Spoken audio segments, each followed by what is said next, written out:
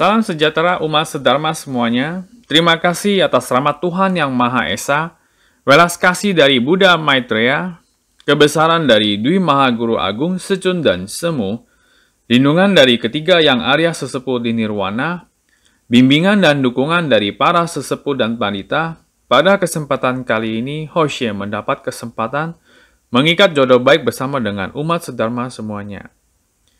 Umat sedharma semuanya berbahagia. Pada kesempatan yang kali ini, Hoshe mendapat kesempatan untuk belajar bersama melanjutkan Lun Yu Xue Pian bab ke-13. Di sini akan Hoshe bacakan bersama. Di 13章有子曰：信近于义，远可复曰；恭敬于礼，远耻辱曰。因不是戚亲，应可忠也。 Bab ke-13 ini, Youzi berkata, Xinjun yi, kepercayaan memegang peranan penting. Bila ada janji, maka janji kita harus bisa ditepati, maka akan sesuai dengan kebenaran. Youzi menekankan perkataan ini pertama kalinya, kepercayaan. Mengapa perlu mencapai kata kepercayaan? Karena kepercayaan sesuai dengan kebenaran. Dalam kebenaran menekankan hidup penuh dengan cinta kasih.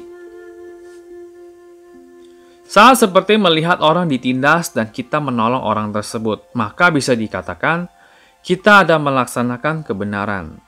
Tentunya pembina Tao melindungi umat manusia dan juga seharusnya adalah para makhluk hidup lainnya. Karena ini sesuai dengan semangat dari para Buddha. Bila bisa hidup sesuai dengan kebenaran, maka kata kepercayaan sudah melekat erat pada diri seseorang.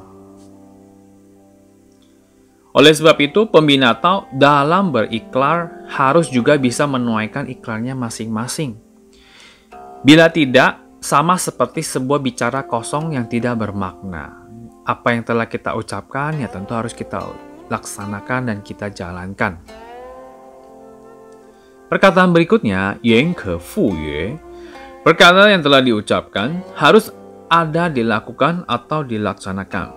Harus ada perwujudan dari perkataan kita, maka akan sesuai dengan kebenaran. Melakukan segala harus ada awal dan akhir. Pembina Tao meminjam kepalsuan badan ini untuk membina yang asli, yaitu roh sejati kita. Maka baru bisa mencapai sesuai dengan nurani kita.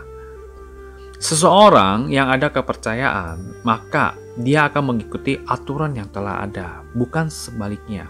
Bila sebaliknya, tidak ada rasa kepercayaan pada orang tersebut, maka dia akan sesuka hati melakukan hal apapun juga. Perkataan berikutnya, Gongjun yu li, menghormati, mendekati sopan santun. Namun dalam pelaksanaan dengan kesungguhan hati dan tidak ada kepura-puraan dalam pelaksanaan hal ini. Kesungguhan hati akan memberikan dampak yang paling nyata.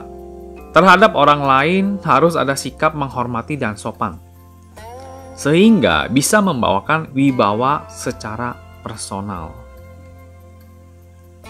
Sopan santun merupakan dasar dari sikap menghormati. Sopan santun merupakan perwujudan dari ucapan yang telah kita sebutkan. Namun ingat juga, dalam pelaksanaan sopan santun ini, kita tidak boleh terlalu berlebihan dan juga kita tidak boleh kurang dalam pelaksanaannya. Terlalu berlebihan akan terkesan itu adalah hanya pura-pura. Lalu kalau kurang dalam melaksanakan sopan santun, kita akan kurang menghormati orang lain. Jadi, inilah sebuah pelajaran juga buat kita semua, bagaimana kita bersikap sopan santun yang baik. Pembina Tao harus dengan sungguh hati dalam mewujudkan pelaksanaan sopan santun. Dan ini memegang peranan penting, kesungguhan hati kita. Maka dalam wadah ketuhanan bisa dikatakan kita sebagai pembina Tao yang tulus. Pembina Tao yang tulus tentu melaksanakan segala macam hal dengan sungguh hati dan tidak ada kepura-puraan lagi. Perkataan berikutnya, Yuan Shi Ru Yue. Bila tidak ada kesungguhan hati dalam menghormati, maka ini merupakan hal yang sangat memalukan.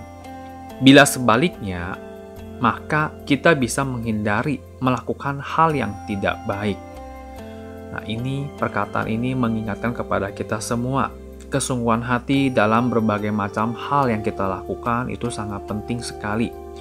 Kita berhadapan dengan siapa dan kita berada di manapun juga, kapanpun juga, diperlukanlah sebuah kesungguhan hati kita dalam melakukan penghormatan ini. Dan dalam ada melakukan penghormatan ini akan membantu kita terhindar melakukan hal-hal yang tidak baik, hal-hal yang tidak diinginkan, dan hal-hal yang tidak sepatutnya kita lakukan. Segala macam hal dimulai dari awal perbuatan kita. Para Buddha takut menanam bibit yang tidak baik.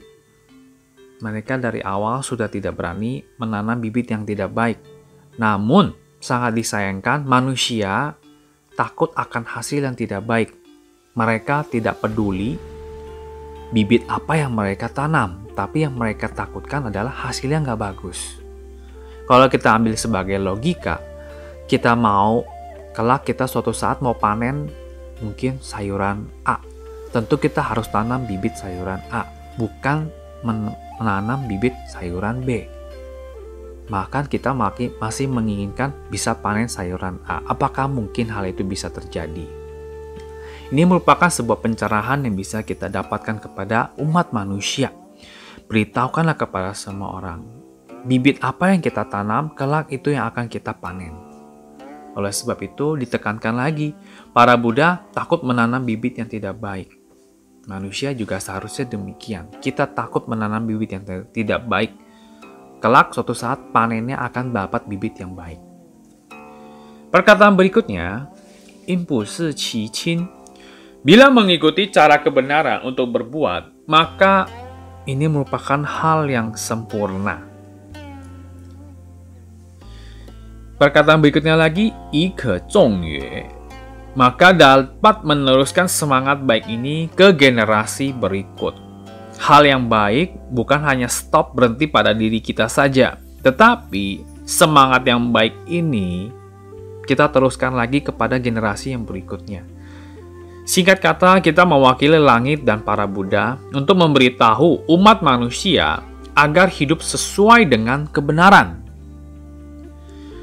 Dalam bab ini, mengajarkan kepada kita mendalami kitab suci tentu akan menambah kearifan kita. Seperti para Buddha yang selalu mengingatkan diri agar lekas sadar. Para Buddha semua pendahulu mengingatkan diri mereka terus. Makanya kenapa di dalam wadah ketuhanan kita sering mendengarkan kita harus sering introspeksi diri. Dan bukan hanya introspeksi diri, sudah kita introspeksi diri dan kita tahu kita melakukan kesalahan dan kita harus bisa bertobat. Makanya kenapa berbahagialah kita sebagai pembina masa pancaran putih ini, kita mendapat kesempatan yang baik untuk melakukan pertobatan. Introspeksi diri, pertobatan. Setelah itu kita memulai hal yang baru. Hal yang baru ini tentu jangan kita ulangin lagi dengan kesalahan-kesalahan yang telah kita lakukan terdahulu. Inilah menjadi sebuah pengalaman yang harus kita jalankan. Oleh sebab itu juga kita semua sebagai pembina Tao, kita dapat melihat pengalaman dari para pendahulu. Pencerahan yang diberikan dari para pendahulu kepada kita. Dan tentu ini merupakan sebuah pelajaran berharga sebenarnya untuk kita semua.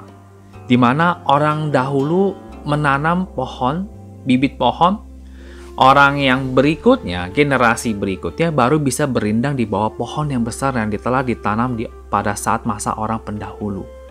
Dan ini sebuah contoh konkret yang nyata yang bisa kita lihat sebenarnya. Makanya hal ini kita harus bisa mengambil ilhamnya. Introspeksi diri kita lakukan pertobatan, dan kita memulai hal yang baru. Jangan mengulangi lagi kesalahan yang telah kita lakukan. Kalau kita masih mengulangi kesalahan yang kita lakukan, sama saja tidak ada perubahan pada diri kita. Maka apakah kita pantas disebut sebagai seorang pembina Tao yang terus kita melakukan kesalahan baik sengaja atau tidak sengaja, terus kita ulangi terus menerus. Dan beruntungnya kita mendapatkan kesempatan untuk bertobat. Dengan menghormati orang lain, maka orang lain akan menghormati kita. kita perlu mengingat perkataan ini, karena Buddha tidak akan pernah membohongi kita semua. Kesempatan yang baik ini, belajar bersama ini, Hoshe sudahi. Semoga Dharma ini bisa bermanfaat untuk kita semua. Pembelajaran ini bisa memberikan ilham kepada kita semua. Bila ada perkataan yang salah, mohon pengampunan dari Tuhan Yang Maha Esa, bimbingan para pandita, maklum dari umat sedharma. Semoga Tuhan selalu memberkati kita semua, terhindar dari mara bahaya dan bencana. Semoga semua makhluk berbahagia. Terima kasih.